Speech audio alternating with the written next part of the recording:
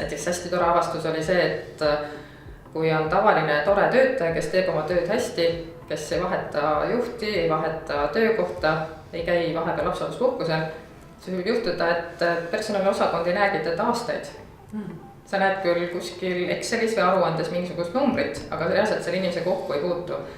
Ehk kui personali inimesed ise keskis otsustaks, mida näiteks sellel inimesel võiks vaja olla, mida tema jaoks teha, siis arvatavasti ei oskakski öelda, sest sa ei puutu selle inimesega kokku tema igapäevases töökeskkonnas.